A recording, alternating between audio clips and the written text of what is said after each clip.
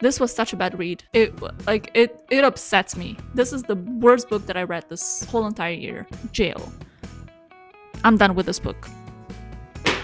I can fix him energy. Oh, girl. Girl, we are indeed in December. I am still trying to process where November went, to be honest. I feel like I just blinked and November is gone. I'm not sure what happened there, but this means we are just a couple weeks away from Christmas. So my plan for the next couple of weeks is basically to get in all the Christmas mood. If you've watched any of my other YouTube videos, you will very soon find out that I'm not a big fan of romance. But in 2025, I have gone on a little bit of a journey to try to remediate that and try to find romances that are within the expectations that I have from a romance. Obviously, when I read a romance, I don't expect it to be as substantial and meaningful as a classic would, but I do have some minimal expectations for it not to be cringy. And apparently, those are very difficult expectations to meet. But in the spirit of getting cozy and getting all excited for Christmas, I do think there are quite a lot of romances out there about Christmas or wintertime in general. And so this week, I want to read a couple of those and just get in all the Christmas vibes and hopefully maybe find some new romance books that I really love. I think I'm going to regret putting that mug there. Time will tell. I already briefly started the first book. It's called Christmas at Fireside Cabins by Jenny Hale. I have never heard anyone talk about this. I've also never heard anyone talk about Jenny Hale. So this is my first book from her and I'm going in with no expectations because I don't know anything about her as a writer. The reason why I picked this one up is because it has the word cabins and has a cabin on the cover. I'm a big woodsy cabin girl. I love my good little cabin cozy moments. So my reasoning there was if I myself enjoy going to cabins and kind of the more cozy aspect of that, hopefully reading a romance in that environment will make me like the romance too. So we'll see. So this story follows Lila or Lila, I don't know how you want to pronounce it. And Lila is alone. She is single. She just broke up with her boyfriend with whom she's been with for about 7 years, I think. And so when the holiday rolls around, she groups all her girlfriends and they decide to go on a little retreat holiday situation and they book an Airbnb cabin in the woods that is being rented out by this charming old lady. So they get there and they expect a cozy small town village vibes, but the village is a bit rough. There's not much going on there. It's just not as quaint and as cute as they wanted it to be. They also get to the cabin and the cabin is not looking exactly how it looked in the pictures. So there's those kind of subversion of expectation situation going on. And obviously we do have our small town love interest who is the owner of the coffee shop in town. He's a very grumpy kind of guy. So far it's a little bit cringy. I haven't read that much, so maybe it's gonna change. But so far, I just find the writing to be very unrealistic. And I am well aware this is a book and not real life. But I do feel like sometimes authors just don't know how to capture real life or real people. And I feel like this book will be one of those books where that happens a lot. I'm also so far not really a fan of the love interest male character. I feel like a broken record. I say this all the time, but I do feel like female writers trying to write a male character in a romance book it just doesn't work out. It's a bit too removed from reality, how real people talk, how real people interact. Anyways, it's very cringy romance vibes all the way so far. So maybe it will get better. I do hope it's gonna get better. I still have more than half of it to finish. I'm only about 80 pages through, so I still have a long way to go. For the rest of the day today, I'm going to be working, and then I'm hoping to cozy in at night and finish this book. And so by tomorrow, I could pick up a new book for us to read, but I will keep you updated. Hello, good to see you again. It's the middle of the week, and we finished a book. And then we picked up a new book. I want to tell you about the new book because I'm really excited about it. But first, we really need to talk about this one. This was bad.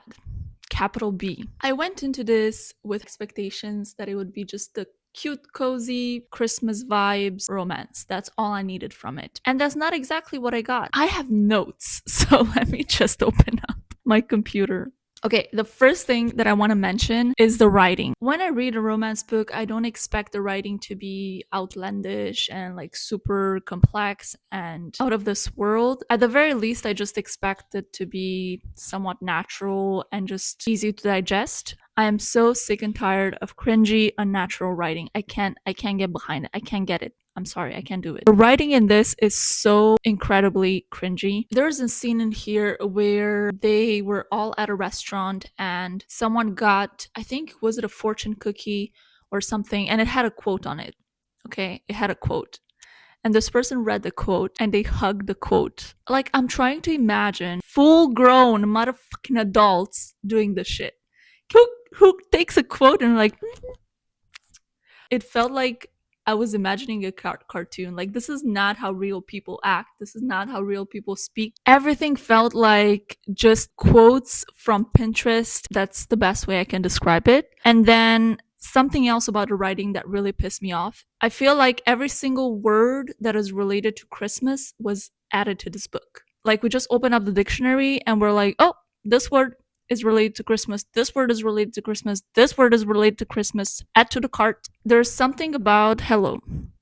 There's something about just adding words that are related to the atmosphere you want to create that makes it kind of you're just trying to create an effect. You're just trying to get in as many buzzwords as possible because you know people like Christmas and people like to read things about Christmas. It just feels very, very unintentional when you put in words unintentionally just for them to be there, just because they are related to Christmas. It just takes away the whole beauty of having something meaningful about Christmas. It felt almost like it was a commercial ploy to just get people to pick up the book because, you know, people do like Christmas and people like to consume a lot of content around Christmas. And so we're just going to put in as many Christmas things as possible in this book to get this book marketable, which seems to me like we're just losing the idea behind writing a book and writing a good story and making people escape into a new world, and rather we're just literally marketing off of words in a way that feels very unintentional and very vapid, if that makes sense. Okay, so that's just the writing. Boy, we have more to talk about. Let's talk about the love story in this book. Love story is a grumpy sunshine situation. So Lila is kind of falling for the small village coffee shop owner who is this grumpy guy. He doesn't really like to talk about himself, yada yada yada. Like, we know the drill. This woman is obsessed with this man, but not in a healthy, like, oh, it's cute kind of way. Like, in the way that is bordering psychological issues. Like, this is not how healthy adults act in a relationship or in a wannabe relationship, actually, because they were not even in a relationship. This man, throughout 80% of the book, has ignored all her messages, has told her to her face he's not interested, he doesn't want to pursue a relationship with her, has fled the motherfucking town, and this woman keeps pestering him. She keeps trying to track him down. She goes through his personal belongings, infringement of personal property. We don't know her. Her friends are not a fan of him. They keep telling her, girl, he's not into you. He doesn't want to see you. He doesn't want to be with you. Like, let him go. And she keeps pestering them to help her find information about him via various jobs that they have where they can get more information about certain people. It's just giving pathetic, psychotic, obsessive, no positive characteristics of a healthy adult relationship. None. I have so many other things to say, but I'm just going to save you the pain.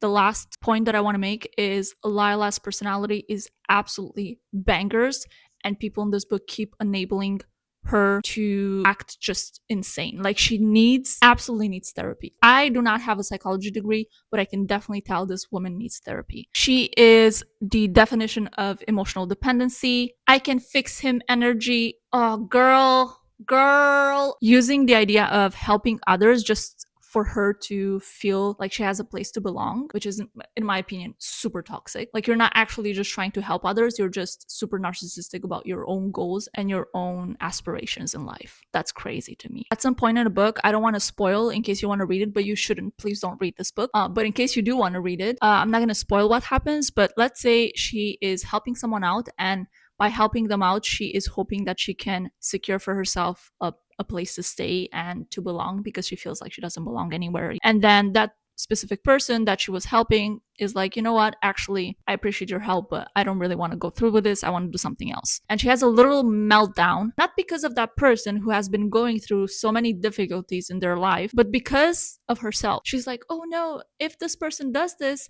I won't have a place to stay anymore. And I was just hoping that I could stay here and belong here because I have nowhere else to go. Like, everything is not about you, girl. What the hell? I'm done with this book. This was such a bad read. It upsets me. This is the worst book that I read this whole entire year. Jail. I'm done with this book. All right, let's talk about the next book because I do think that my opinions about romance Christmas books can be saved because this next book is really, really good. I picked up Good Spirits by B.K. Borison. He's just enjoying life. So I know that B.K. Borison was really, really big last year around Christmas. I think she wrote Love Light Farms, and a lot of people love that book.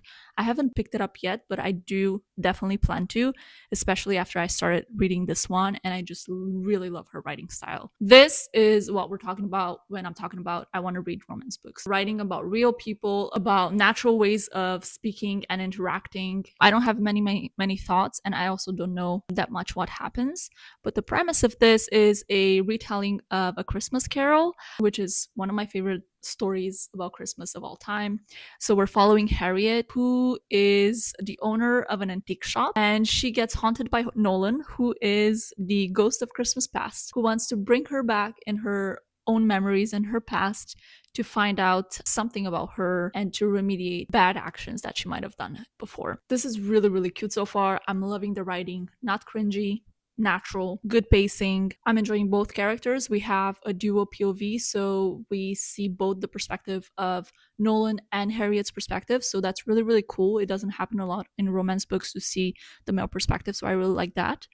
And yeah, I'm super excited to binge this whole thing throughout the rest of the week, and I'll give you more thoughts on this when I'm a little bit further along.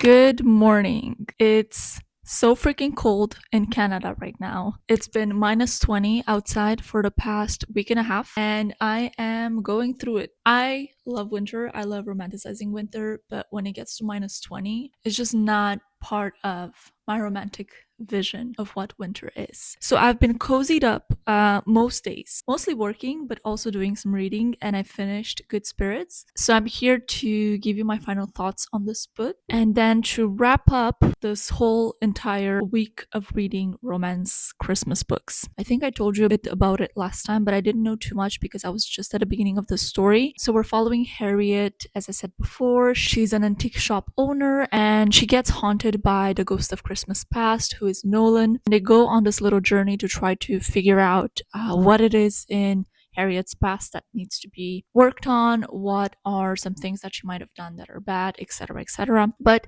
she's kind of a weird person to be haunted because Harriet is actually just a sweet little girl. She actually has a lot of trouble standing up for herself and to be assertive in a lot of ways in her life, especially when she's discussing things with her family. So she has kind of a weird, difficult family dynamic where her mom is often unhappy with her choices in life, and so Harriet feels a lot of the time very isolated from her family because she can't really feel any sort of appreciation from them. So it's a little bit weird that she gets to be haunted because there's nothing much that points in the direction of her being a horrible person, which if you read A Christmas Carol, you'll know it's kind of the point of being haunted by these types of ghosts, because the point is really just to get you to realize certain mistakes that you've made in the past and remediate some of those judgments or mistakes.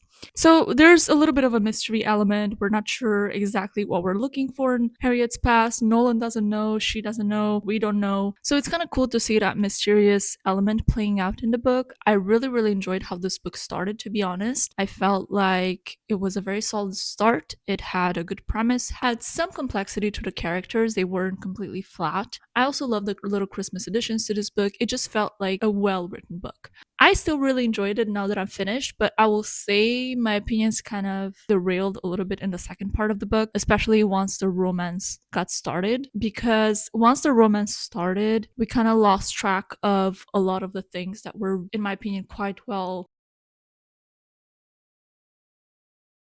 and Harriet's familial issues. I feel like they were still obviously dealt with in the end. You know, there's a conclusion to them in the second part of the book, but really what we're focusing on is just spicy scenes between the two love interests. I am not a person who like dislikes spicy scenes. I don't have a problem with them, but it was probably, I would say, 70% of the second part of the book. Like it was just spicy after spicy. I get it if it's part of a romance book, but it's also not why I'm reading. And so reading something that it's predominantly about that is just a bit boring to me. Like that's not why I'm reading this book. If it is particularly what you're looking into for a romance book, then definitely pick this one up. I think you'll love it. But for me, it's not really what I'm here for, and felt a bit like it didn't have the substance that I was looking for, and that was really well built up in my opinion in the first part of the book. I also felt at the ending, without spoiling anything, was very just convenient. Everything worked out with minimal explanation to the reader. It was built up as this big thing, and then at the end it was like, okay, well, this is how it ends. It just felt a bit like, I think we could have explored a little bit more there. I am still going to pick up more from BK Borison, but I do wonder if this formula of having a really good intro and then basically just spicy scenes throughout the second part of the book is continuing in the other books too. Please let me know if you've read any of her other books, if that's really the formula that she goes for, because if that's the case, I might not really be interested in investing my time in reading these books. Maybe I'll have to read a bit more reviews on that before I pick it up, just to make sure I don't feel like I'm wasting my time. So I think this concludes our little week of reading romance. The first book was a fail, a complete and utter fail, the worst book that I read this year for sure. And the second book started off really, really well and then just got a bit boring for me towards the end, but I still enjoyed reading it. On the whole, I think I am romanced out at this moment. I do not want to see another romance for a good couple of weeks or maybe months. I am happy that I did go on this little journey for myself to read more romance this year, and I feel like I've come across two authors that I am interested in pursuing reading from. The first one being Abby Jimenez. Her romances are 10 out of 10. I love them. And then I'm also not in love, but if you're still here, thank you so much for having watched this video. I hope you enjoyed seeing me rant my whole heart out for this first book that I read. That was something. That was an experience that I've had this year. Thank you so much for watching, and I'll see you in the next one. Bye.